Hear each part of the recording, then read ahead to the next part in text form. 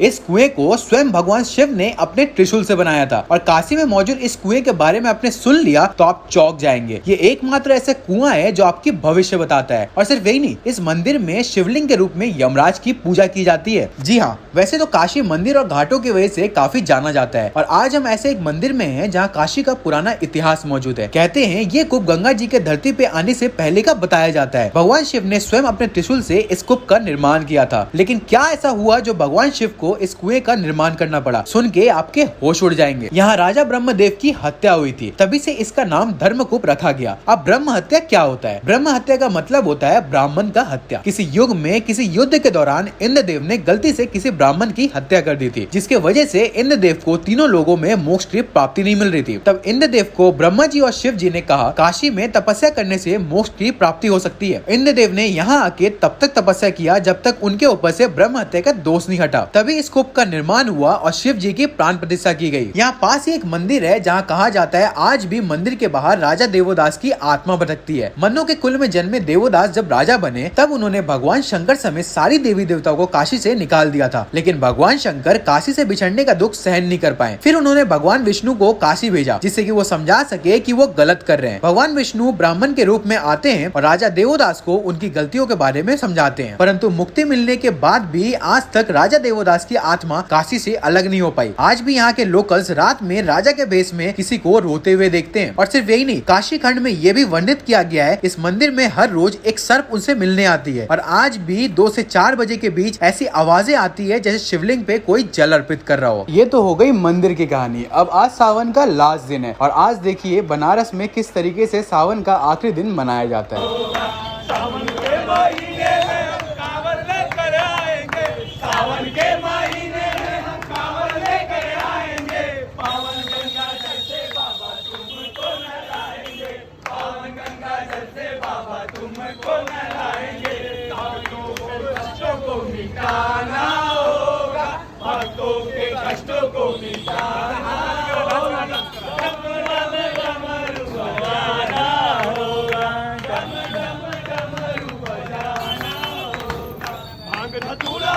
बाबा तुमको चढ़ाएंगे, बाबा तुमको चढ़ाएंगे, केसरिया चंदन से बाबा तिलक लगाएंगे, केसरिया चंदन से बाबा तिलक लगाएंगे।